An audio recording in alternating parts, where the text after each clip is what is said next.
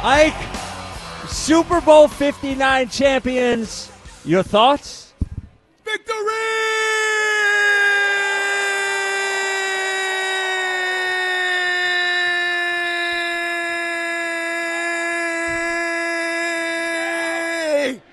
Woo! Yeah!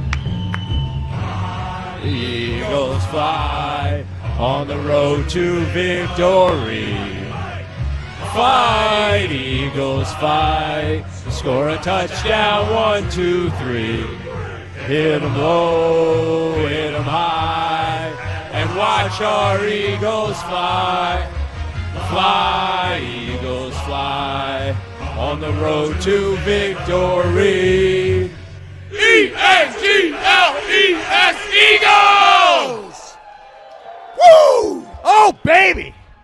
Not just winning the Super Bowl, not just winning the Super Bowl over Andy Reid and Patrick Mahomes, but kicking their asses from minute 1 to minute 60. Reese, we thought it would be nerve-wracking. The only nerve-wracking thing is which day the parade is going to be, buddy.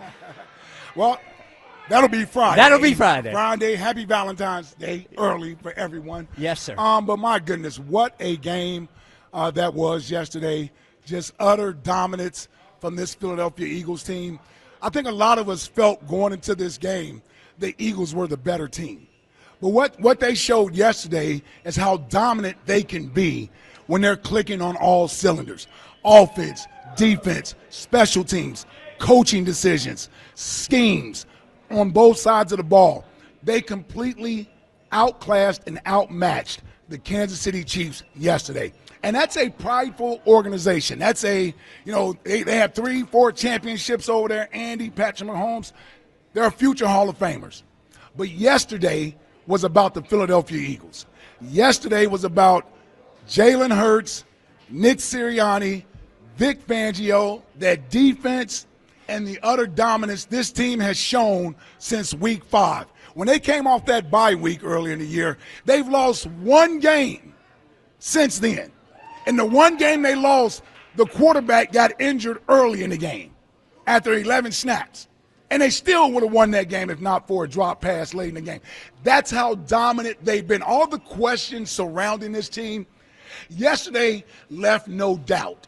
Yesterday left no doubt. The one boogeyman that was out there that could ruin our dreams of seeing this team hoist the Vince Lombardi Trophy, not only did they overcome that and get over that hurdle, they ran through it. I mean, they ran through the Kansas City Chiefs yesterday, starting with the defense. That was a dominant performance from Vic Fangio and his guys. When Cooper DeJean got that pick 6, that's when I said they got no chance today. They got no chance today.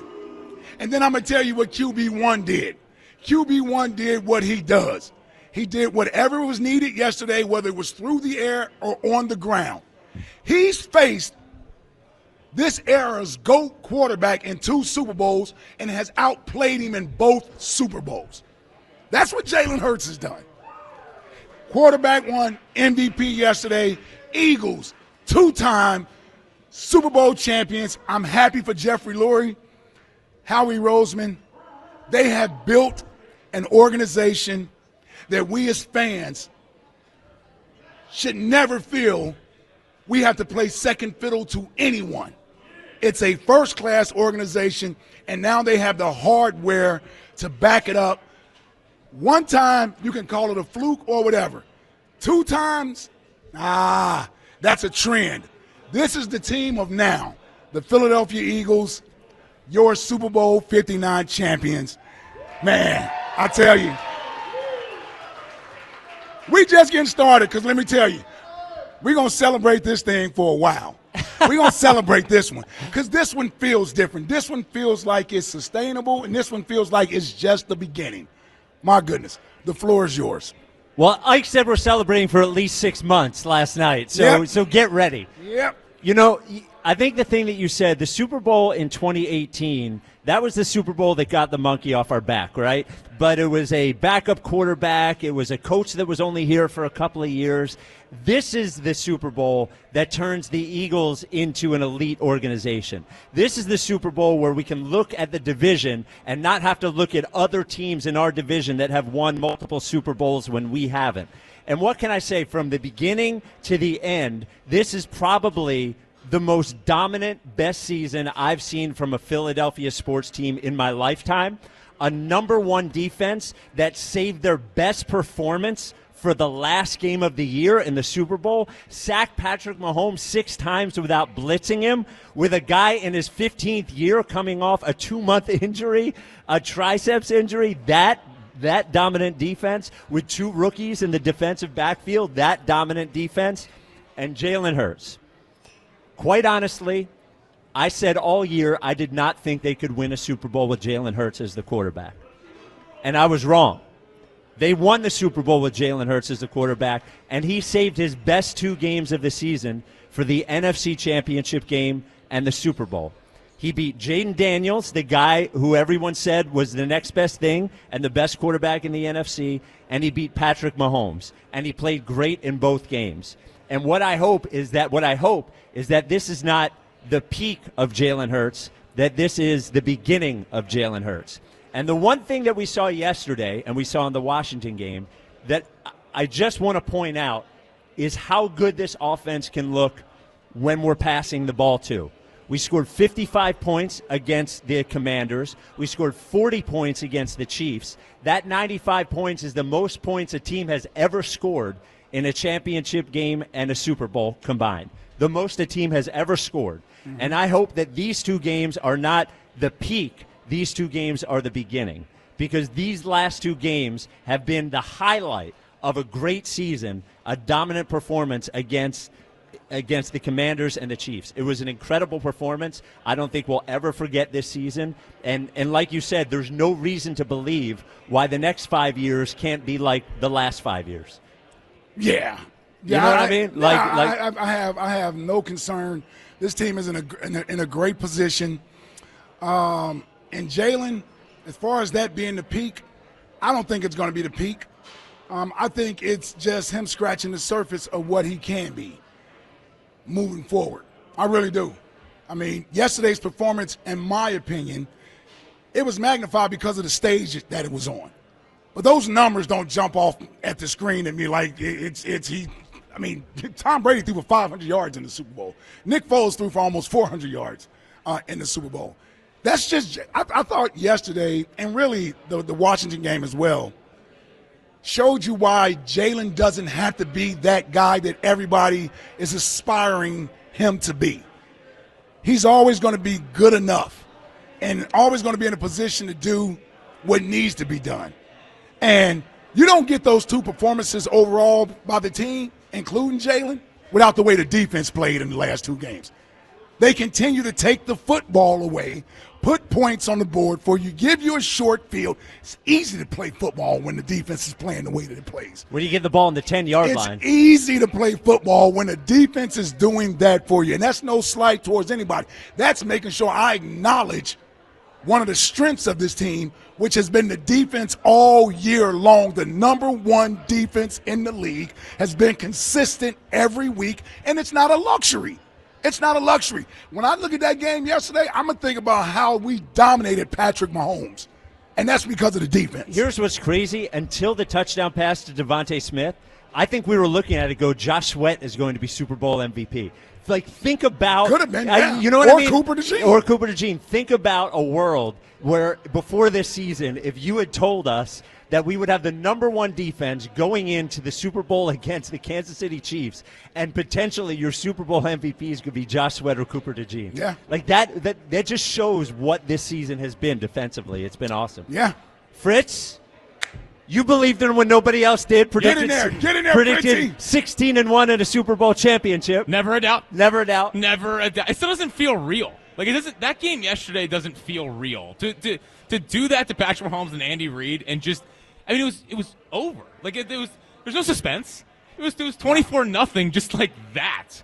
And the Coop play, I think, is the play of the Super Bowl. The Devontae pass was awesome, but that was to make it 34-0. It was a great throw.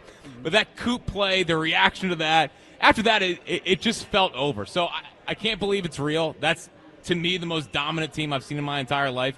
And I loved how focused and determined they were and how they talk about, like, they knew they were going to go out there and dominate that Chiefs team yesterday. They weren't afraid of the Chiefs. No, they knew they were better. And that's awesome. So I agree. It feels like the start of something. And can we say the Eagles were the better team? Are we allowed to say that? I'm just saying. But the line said a point out. Yelling with Elliott Thursday I was about the say. Chiefs being the better team and all of this. Yeah.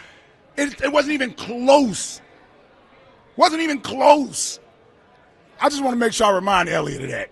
Oh, He yeah. did a lot of yelling. We'll have him tomorrow. About the line Yeah. and Patrick Mahomes and Andy Reid and all that yada, yada, yada. Well, he still hedged and picked the Eagles anyway. Yeah, I know, but that doesn't bother. That doesn't fly with me because you were so adamant with the argument that it was really disrespectful to the Eagles is what it was and what the Eagles had done all year. One last thing, because we barely mentioned him. Nick Sirianni went from the organization deciding whether they needed to fire him or not to a press conference when people were asking him what his job was to, at this point, after we've seen the work that he's done with the players that talk about him the way that they talk about him, to having 2 Super Bowl appearances in 4 years and a Super Bowl championship. Like, the journey that he's been on is not dissimilar from the journey that Jalen's been on. The difference was, at the beginning of this year, Jalen was sure of what his job was. Nobody was sure about Nick. And I think the way that he managed the crisis, crisis might be a big word, but the turbulence that the team had this year, and they got refocused and better after each one of those things, is just like, what an amazing run and an amazing season from Nick Sirianni to go from the collapse of the end of last season to ending it with not only a Super Bowl championship, but a decisive Super Bowl championship over Patrick Mahomes and Andy Reid. Just an incredible run and season from Nick Sirianni. Yeah, I don't know if I'm happier for anybody else more than I am Nick Sirianni. Maybe BG, maybe Saquon, because he came here in this. I know he didn't have the greatest game yesterday, but this season has been the Saquon Barkley season, and it led to a championship. If it wasn't so much attention on him yesterday, I'm not sure we're able to do what we did on the outside throwing the ball. So I don't want 2K say to be lost in all of this. But Nick Sirianni, you're absolutely right. And for those people out there who have questioned Nick Sirianni, who didn't believe in Nick Sirianni, who wanted to know what does Nick Sirianni do around here, I wonder, can they still answer that question? Because I don't have a different answer than I gave you a year ago. Right. When everybody want to know, well, what does he do? He doesn't call plays. He doesn't do this. Well, he's a Super Bowl champion now. Can you explain to me what he does? He wins. That's what he does, and that's all that matters. That's all that matters is the guy is a winner, and his players go to bat for him. They've always gone to bat for him. They went to bat for him last year when everybody else on the outside didn't want to believe it, and all the players, they hate him. He's lost the locker room. They all went to bat for him last year, except for one. They went to bat for him. And they show up for him on Sunday. So I'm happy for Nick Sirianni. He got a big bag coming this offseason. Jeffrey Lurie got a lot of checks he got to write this offseason. It's going to start with Nick Sirianni. It should. Get that bag ready. Get that bag ready for Nick. The Eagles are Super Bowl champions. The rest of the show we share with you. I got nothing else, man. 215-5. Nothing else. I think you'll probably think of a couple things. Well, all the friends get in here. We're going to party today. 215-592-9494. We're at Chickie's and Pete's in South Philly. Chickie's congratulates the Eagles on a world championship. Chickie's is the official sports bar of the Philadelphia Eagles. 215-592-9494.